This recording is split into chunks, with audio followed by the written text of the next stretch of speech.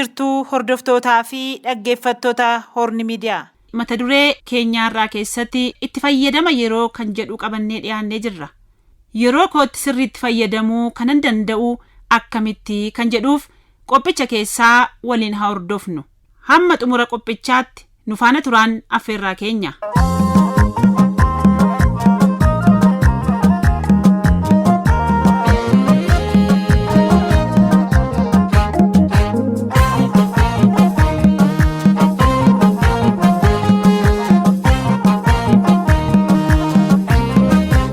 Yeroo kootti sirriitti fayyadamuu kanan qabu maaliifi jechuudhaan tokkoon keenya of gaafachuu qabna. Yeroon akkuma maallaqaati. Yoo qisaasessite yeroo barbaaddetti hin argattu. Karaa kan biraa immoo yeroo keetti sirriitti yoo fayyadamte wantoota si gammachiisan argachuuf yeroo muraasa ni argatta. Yeroo keetti sirriitti fayyadamuun kee bilisummaa dabalataa siif argamsiisa malee si jalaa hin hir'isu. Yeroo keetti sirriitti fayyadamuu barachuun kee dandeettii gaarii yeroo ga'eessa taatu si fayyadudha. Kun immoo hojii kee irraa akka turtu yookiin hojii irraa akka ari'amtu gochuu irratti illee jijjiirama fida. Kana malees namoota qacartee kan hojjechiistu yoo taate hojjetaa yeroo baay'ee sa'aatii dabarsee hojii galu of bira ni tursiistaa? Kun gaaffiidha. Hojjetaa yeroo hundaa yeroo dabarsee hojii seenu akka waliigaltee dhaabbata keessa jirtuutti adabuu dandeessa. Kana gochuun salphaa ta'uu danda'a. Garuu utuu namni kamuu bakka jiru hundatti yeroo isaa kabajee irra filatamaadha. Yeroo ofii kabajuun maallaqa ofii qisaasessuurraa bahuudha. Yeroo ofii kabajuun kallattii hundaan waan hunda keessatti milkaa'uudha. Yeroo ofii kabajuun waan yaadan hunda galmaan gahachuudha. Yeroo ofii kabajuun tarkaanfii tokkorraa gara lamaatti darbuuf nama gargaara. Yeroo ofii kabajuun waan hunda milkeessuu keessatti bakka guddaa qaba. Yeroo ofii kabajuun dandeettii keenya hundaa qabnu of keessaa baasnee akka hojjennuuf gahee guddaa taphata. Kanaaf yeroo keenyatti seeraan fayyadamuun filatamaadha.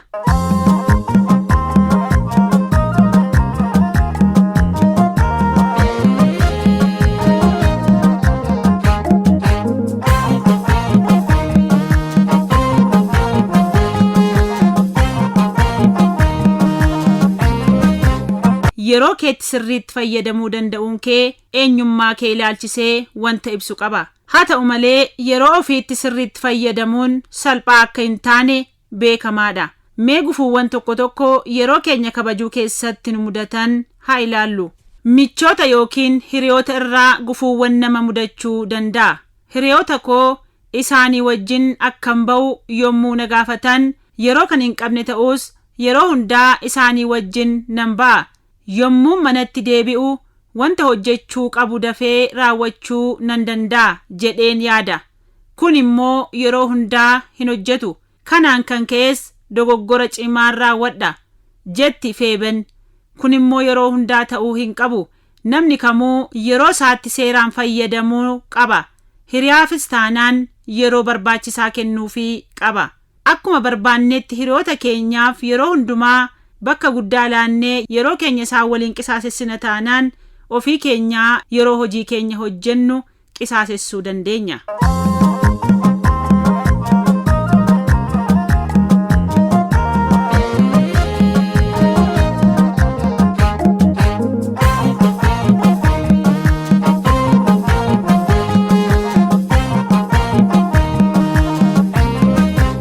Akkana jedha qaxaleen tokko yeroo yaadasaa waa'ee yeroo wajjin wal simsiisee kaa'u. Taableettii koo fayyadamuudhaan sa'aatii hedduu dabarsuu nan danda'a. Kanan dhaabu baatiriinsaa yommuu dhumu qofa ta'uun isaa sammuu koo na ceephaa jedha laampaan. Kanarraa waan hubannu laampaan yeroo isaa hunda taableettii isaa irratti waan hin taane ilaaluun akka xumuru agarsiisa. Kanaaf namni kana keessaa obbaasuu qabaa jedha yaada isaatiin yeroo kaa'u.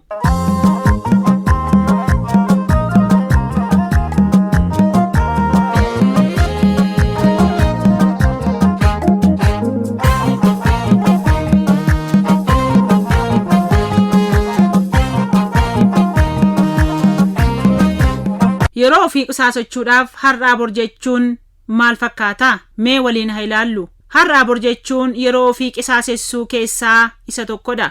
Hojii mana barumsaatti naa kennamuu fi hojii hojjechuu qabu kamiyyuu lafarran harkisa. Yeroon guutummaatti hojii manaa naaf kenname hojjedhee xumuruu qabutti wanta gatii hin qabne raawwachuudhaan sa'aatii koon qisaasessa. Kun yeroo fi karaa sirrii hin taaneen fayyadamuudha jedha of qeeqaan tokko. Kanaaf yeroo koo seeraan itti fayyadamuun qabaa jedha of qeeqaan kun.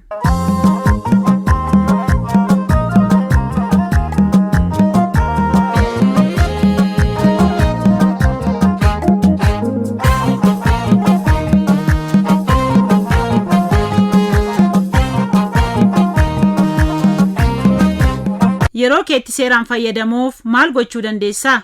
Hojiiwwan hojjechuu qabdu tarreessi.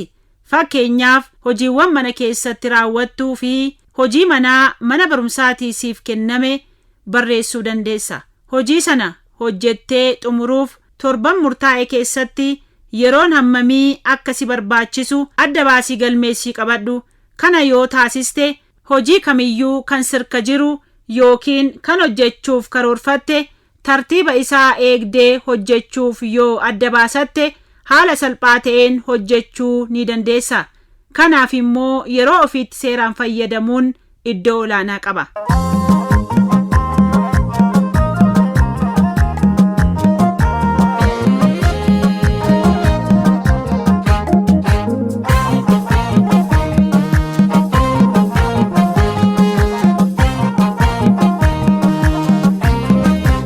Kabajamtoota dhaggeeffattoota keenyaa, wantoota caalaatti barbaachisoo ta'an adda baasanii beekuun yeroo ofiitti seeraan fayyadamuu keessatti bakka guddaa qaba. Kana taasisuuf inni jalqabaa hojiiwwan yeroo boqonnaa keetti hojjechuu barbaaddu barreessi. Kunis websaayitiiwwan hawaasaa fi televezyiinii ilaaluu dabalata. Ammas torban sana keessatti sochiiwwan sana irratti sa'aatii hammamii akka dabarsite galmeessii qabaadhu. Kun jiruu kee guyyaa guyyaa keessatti si gargaara waan ta'eef yeroo keessan akka gaariitti itti fayyadamuudhaan ogummaadhaan hojjechuu keessan itti fufuudhaan waan gaarii uummata keessa jiraattaniif dabarsuu keessatti shoora guddaa qaba. Kanaaf seeraan yeroo ofiitti fayyadamuun barbaachisaa fi isa murteessaadha.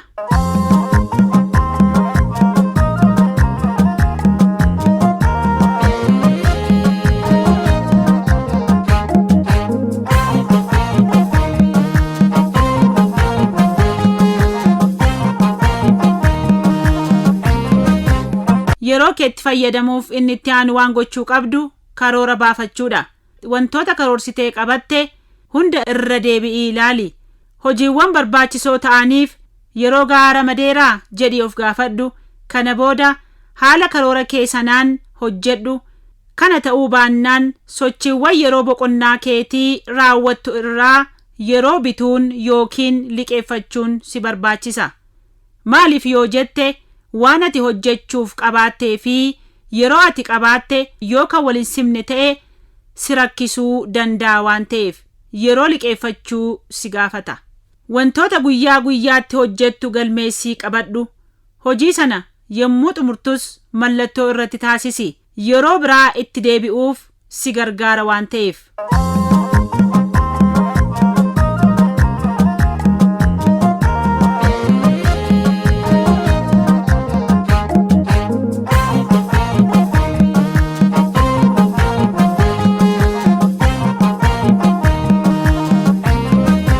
Yeroo itti fayyadamuudhaaf wanti gochuu qabdu inni sadaffaan karoora kee hordofi. Dhugaadha. Wanta barbaachisaa ta'e raawwachuuf jecha ammas ta'e gara fuulduraatti affeerraa hawaasaa siif dhiyaatu diduun si barbaachisuu danda'a. Haa ta'u malee akka waliigalaatti yeroo dabalataa baay'ee ni qabaatta. Yeroo dabalataa argattu sun immoo caalaatti gammachiisaa siif ta'a. Kanaaf karoora baafannee hordofuun keenya nu gargaara. Dhuma irratti amma ta'uu baatus waan hojjettu keessatti of badhaasi. Shamarreen Taaraa jedhamtu akkana jetteetti.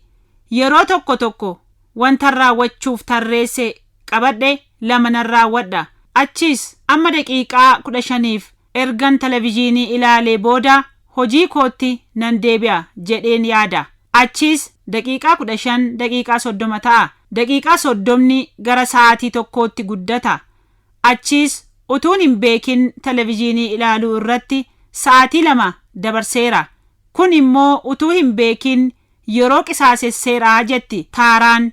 Waan hojjennu keessatti of qeeqaa deemuun hojii keenya keessatti bakka guddaa qaba yookiin gahee taphatu qaba jechuudhaan yaada ishee eerti.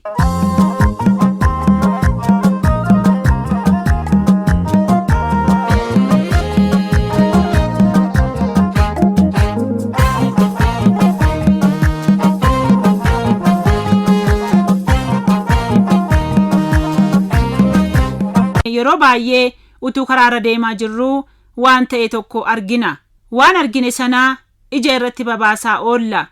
Mee daqiiqaa tokkoon ilaala. Utuma jennu akkuma Taaraan daqiiqaan keenya ol guddataa gara sa'aatiitti siqa. Sa'aatiin keenya ol guddataa gara sa'aatiitti dabalataa deema.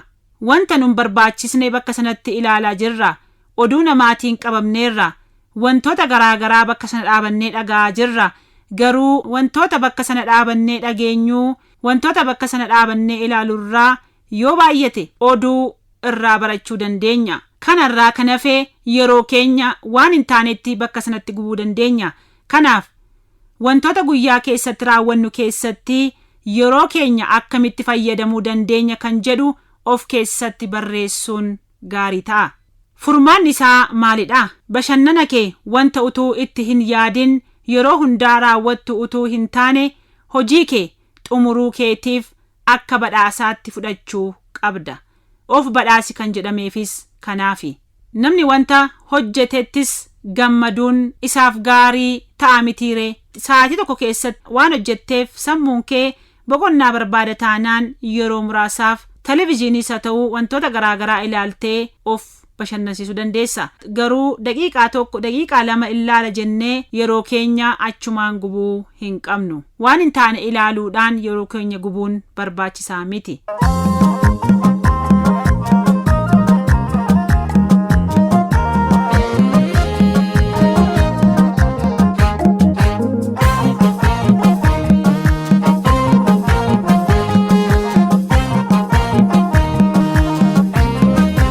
Wanta raawwachuu qabu ilaaluu akkan danda'uuf sagantaa koo barreessee qabaachuun qabaa jette of qeeqxuun tokko.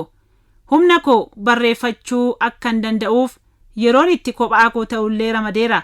Karoora baafachuun koo bakka kamitti ejjennoo cimaa qabaachuu fi eessatti jijjiirama gochuu akkan danda'u beekuuf na gargaara. Wantoota gochuu hin dandeenye ilaalchisee lakki jechuu baradheera.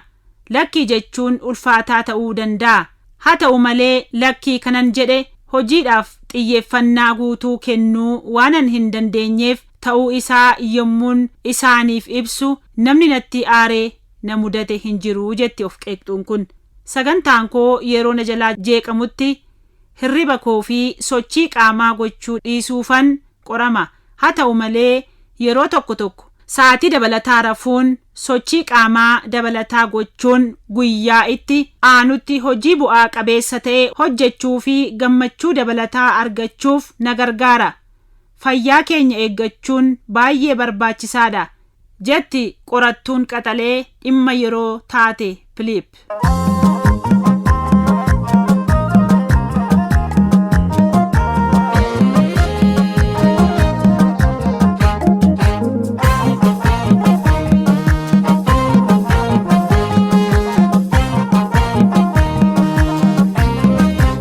Yeroo keetti ogummaadhaan fayyadami. Hundi keenya yeroo dabalataa utuu argannee akka nutti tolu beekamaadha. Yeroo namni sooressi qabu, yeroo namni hiyyeessa ta'e qaburraa waan wal hin caalleef yeroon nama hunda wal qixxeessa jechuun ni danda'ama. Kana malees sooreyyiinis taanaan hiyyeeyyiinis yeroo kuufachuu hin danda'ani. Kanaaf namni kamiyyuu yeroo wal qixa qaba. Garuu itti fayyadama yeroo irratti namoonni hundi keenya wal qixatti hin fayyadamnu. Kun immoo garaagarummaa namoota gidduutti fiduu danda'a. Garaagarummaan kunis hiyyummaa fi soorummaa nama gidduutti ni fida. Namni yeroo isaatti karooraan fayyadamee hojjete sooromuu ni danda'a. Kan yeroo isaatti qoose immoo hiyyoomuu danda'a. Yeroo warqiidha jedhu mitiiree.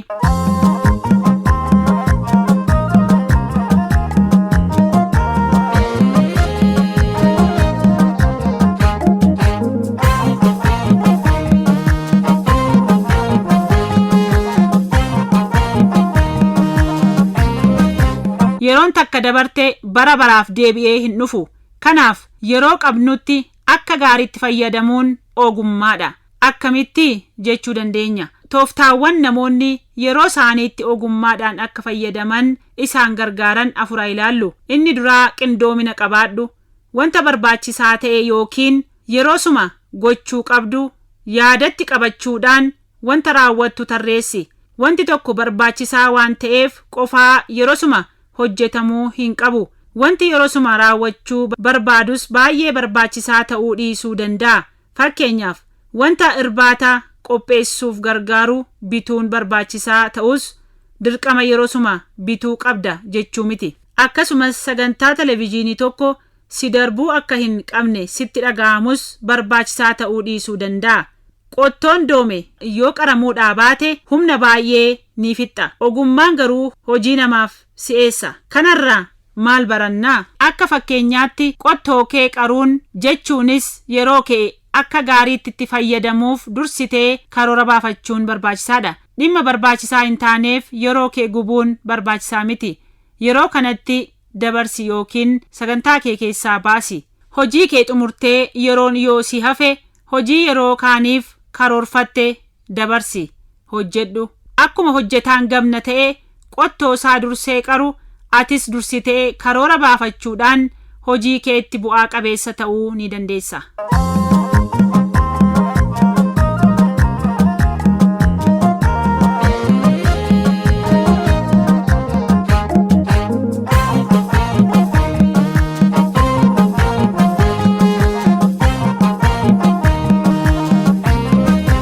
Maloota namoonni yeroo isaaniitti ogummaadhaan gargaaraman keessaa inni lammaffaa jireenya salphaa ta'ee jiraadhu. Wanta barbaachisaa hin taane yookiin wanta yeroo kee balleessurraa fagaachuu baradhu. Ergaan takkaa waan baay'ee hojjechuuf yaaluun akkasumas beellama hedduu qabaachuun dhiphina sitti fiduu fi gammachuu si dhabsiisuu danda'a.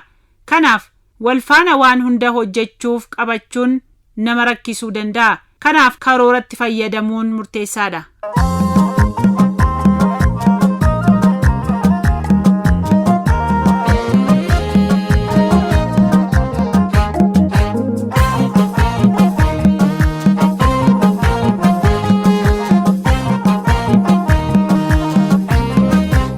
Maloota namoonni yeroo isaaniitti ogummaadhaan gargaaraman inni sadaffaan wantoota yeroo gubanirraa fagaadhu. Har'aa bor jechuu fi ejjennoo dhabuu. Namni yeroo hundumaa qilleensa gaarii eeggatu sanyii facaasuu hin danda'u. Namni yeroo hundumaa gara duumessaa ilaalus midhaan isaa makarachuu hin danda'u. Yaada kanarraa barumsa akkamii argannaa? Har'aa bor jechuun yeroo fi humna keenya nu jalaa qisaasessa. Qonnaan bulaan haalli qilleensaa hamma gaarii ta'utti eegu sanyii facaasuu yookiin midhaan makaruu hin danda'u. Haaluma wal fakkaatuun wanti hin eegamnee fi jireenya keessatti nu mudatu ejjennoo akka hin qabaanne nu gochuu danda'a. Yookiin immoo dhimma tokko irratti murtoo gochuuf tokkoon odeeffannoo barbaachisaa argachuu akka qabnu nutti dhaga'amuu danda'a. Murtee barbaachisaa ta'e tokko qabaachuudhaaf qorannoon itti fayyadamee gochuu fi dhimmicha irratti akka gaariitti yaaduu akka qabnu beekamaadha. Wanta tokko qulqullinaan hojjechuun keenya gaariidha. Ta'us humna keenyaa ol ofirraa eeguun wanta hojjennutti akka hin gammannee fi milkaa'ina akka hin arganne nu gochuu danda'a. Fakkeenyaaf namni qooqa haaraa baratu tokko akka dogoggoruu fi dogoggora isaarraas barachaa akka deemu eeguu qaba. Namni humnaa ol ofirraa eegu garuu wanta dogoggora ta'een dubbadha jedhee sodaachuu danda'a. Kun immoo guddina akka hin agarsiisne isa taasisa. Wanta ofirraa eegnu ilaalchisee humna ofii kan beeknu ta'uun keenya baay'ee barbaachisaadha. Haaluma kanaan yeroo keenya karoora keessa galchinee fayyadamuu qabna.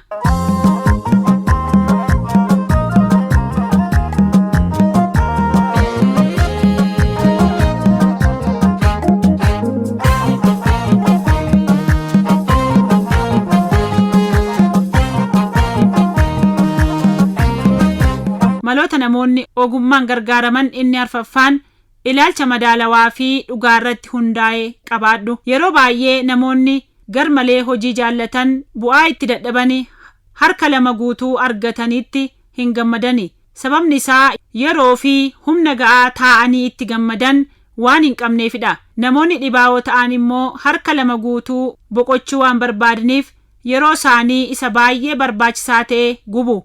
Namni tokko ilaalcha madaalawaa akka qabaatu jajjabeessuu qabna. Kanaaf jabaadhu, hojjedhu, bu'aa hojii keerraa argatteenis gammadi jechuudhaan namoota hojjetan sana jajjabeessuun barbaachisaadha. Ga'eessonni hedduun qaamaa fi sammuu fayyaa qabeessa qabaachuu akka danda'aniif guyyaatti sa'aatii 8 rafuu qabu. Hirriba gahaa rafuun dandeettii xiyyeeffannaa fi waa yaadachuu nu guddisa. Kun immoo dandeettii waa barachuu nu fooyyessa.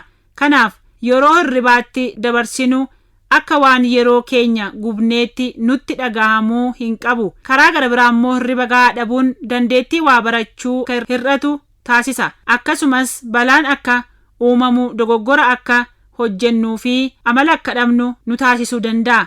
Kanaaf yerootti fayyadamuu yeroo jennu yeroo keenya waan hundumaa keessa galchinee itti fayyadamuun barbaachisaadha. Yeroo baay'ee namoota karaa deeman mee ilaala. Waan hin barbaachisnetti yeroo isaanii qisaasessu. Kun barbaachisaa miti. Kanneen kanaaf itti fayyadamuu qabnu. Garuu guyyaa keessatti wanta hojjennu irratti hirribaaf, hojiidhaaf, nyaataaf, sochiidhaaf, wantoota guyyaa keessatti raawwannu hundumaaf yeroo qoonnee yoo keenye hojii hojjennu keessatti galma gahinsa keenya, kaayyoo keenya ni milkeeffanna.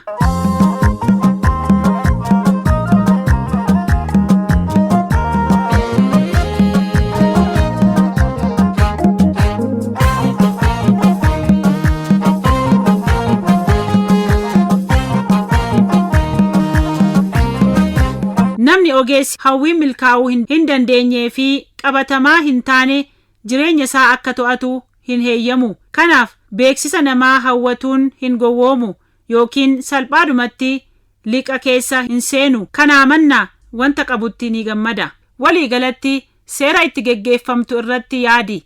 Seerri ittiin geggeeffamtu wanta gaarii, barbaachisaa fi bu'aa qabeessa ta'e adda baafachuuf si gargaara. Jireenyi kee xiyyaan yoo fakkeessite seerri ittiin geggeeffamtu immoo xiyya sana akeekuuf si gargaara. Kanaaf seera gaarii ittiin geggeeffamtu qabaachuun kee wantoota jireenya kee keessatti dursa kennuu qabduuf adda baasuuf akkasumas yeroo keetti akka gaariitti fayyadamuuf si gargaara.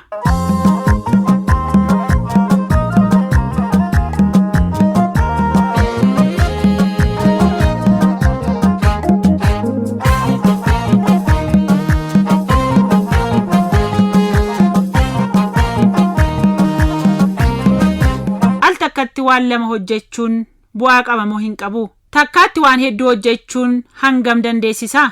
Takkaatti waan hedduu akkamitti akka hojjennu beektaa? Hojjechuu dandeessaa? Dhugaa yookiin soba? Mee dhugaa fi soba ta'uusaa haa ilaallu.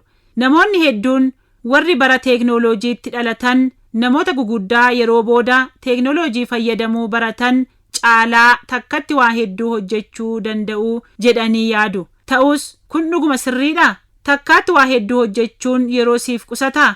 Shaakaluudhaan dandeettii takkaatti waan hedduu hojjechuu fooyyeffachuu dandeessa. Dargaggoonni warra guguddaa caalaa takkaatti waa hedduu hojjechuu danda'u. Yaadawwan olitti ibsaman kamiifiyyuu dhugaa jettee deebisteetta yoo ta'e oduu waa'ee takkaatti waan hedduu hojjechuutiin gowwoomfamteetta jechuudha. Takkaatti waa hedduu hojjechuu akka dandeessu sitti dhaga'ama. Hojiiwwan tokko tokko utuu xiyyeeffannaan kee hin hiramin takkaatti hojjechuu ni dandeessaa ta'a. Fakkeenyaaf muuziqaa dhaggeeffachaa kutaa kee yoo qulqulleessite kutichi bareedee mul'achuu danda'a ta'a. Hojiiwwan xiyyeeffannaa barbaadan lama takkaatti hojjechuuf yoo yaalte garuu lammanuu hanqina qabaachuu danda'u. Shamarreen Kaateriin jedhamtu takkaatti waa hedduu hojjechuun dandeettii takkaatti waan hundumaa mancaasuudha jettee kan ibsiteef kanaaf ta'uu danda'a. Kanaaf al tokkotti waa hedduu hojjenna yoo jennes hojii keenya miidhuu dandeenya.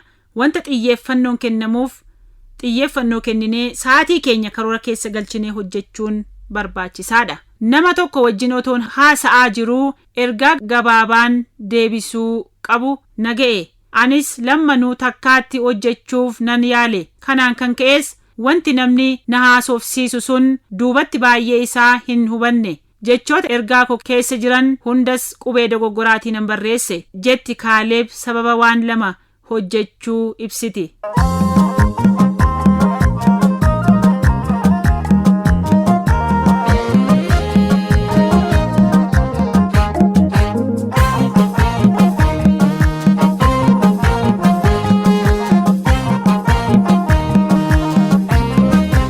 Hayyuun teeknooloojii Sheerii Tarkil jedhamtu yaada akkas jedhu barreessiteetti.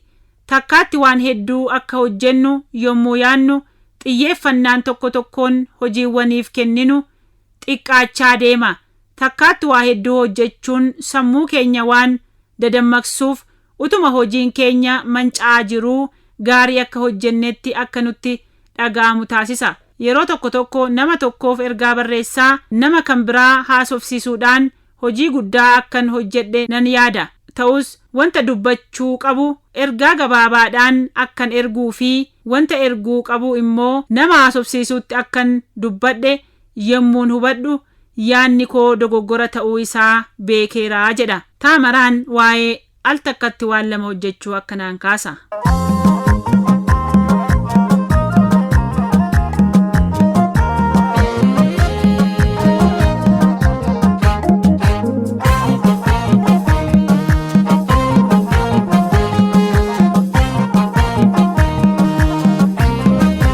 Walumaa galatti waan namoonni takkaatti hojii hedduu hojjechuuf yaalan utuu hin barbaachisin jireenya akka isaanitti ulfaatu godhu. Fakkeenyaaf yeroo baay'ee hojii manaa isaanii xumuruuf yeroo dheeraa isaanitti fudhata yookiin irra deebi'anii hojjechuudhaan sa'aatii dabalataa dabarsuun isaan barbaachisa ta'a.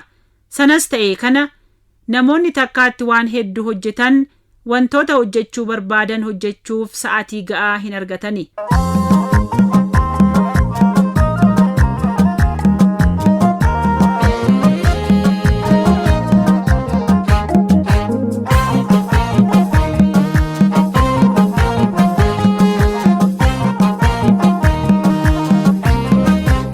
Ogeessa fayyaa sammuu fi gorsa mana barumsaa kan ta'an Toomaas Kiriiting sammuun akka sanduuqaa faayila wantoota barbaachisoo ta'an seeraan kaa'uuf gargaarutti yoo ilaalle sammuun namootaa takkaatti waan hedduu hojjetanii akka sanduuqa wantoonni achi keessa jiran seeraan hin kaa'amneeti jedha. Takkaatti wantoota hedduu hojjechuuf yommuu yaaltu wantoota xixinnoo barbaachisoo ta'aniif xiyyeeffannoo utuu hin kennin hafta. Dhuma irratti yeroo akka qusatte yaaddu balleessuudhaan hojii baay'ee ofiif uumuu dandeessa.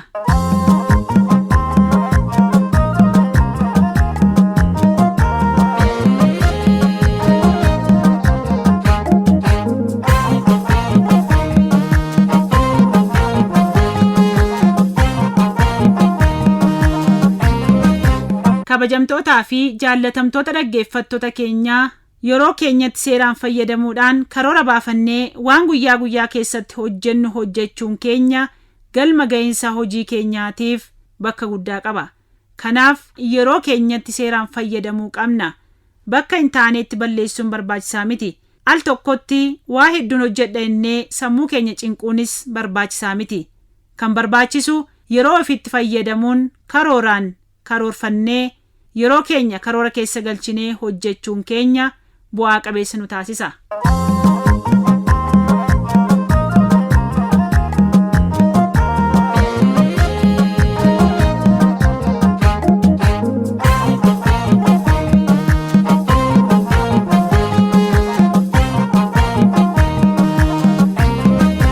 Kabajamtootaa fi jaallatamtoota dhaggeeffattoota keenyaa qophii keenya itti fayyadama yeroo irratti isiniif dhiyeessine kan hangammaatti hordofaa turtanidha. Qophicha irraa waa baay'ee akka barattan abdii guddaa qabna. Qophii biroon hanga walitti deebinutti nagaan nuu turaa.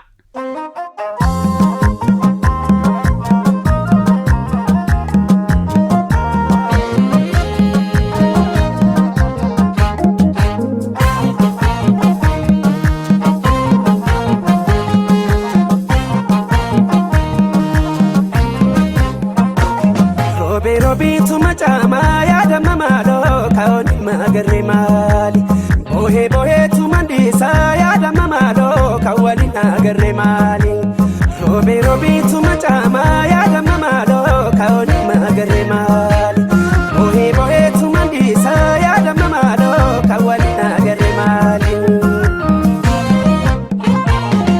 ya kololutia bilbil sakenya kagoro ya iwade sakareti ya kololutia kotu sinega kaloto tae kuno gullalet ya kololutia in kotoranga dilale yon finfinega dilale ya kololutia farda bullatu sagara karamana batigal ya kololutia gara normara felkulle yera frudi degar ya kololutia kotu shirir shirir jadi wa male maninar shirir shirir jadi burtukane kotu gullalleti burtukane kotu gullalleti taeti siga burtukane etu gadaniti burtukane etu galaniti shirir shirir jadi burtukane kotu gullalleti burtukane kotu gullalleti taeti siga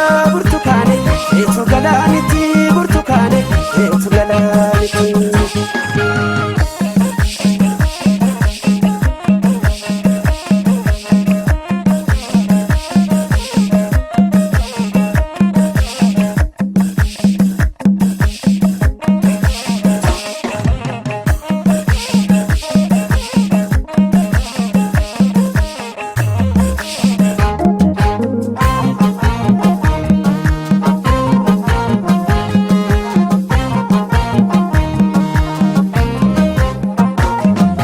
robe tu machama ya dama malo kaoni magarre mali bohe bohe tu mandisa ya dama malo kawali nagarre mali robe tu machama ya dama malo kaoni magarre mali bohe bohe tu mandisa ya dama malo kawali nagarre mali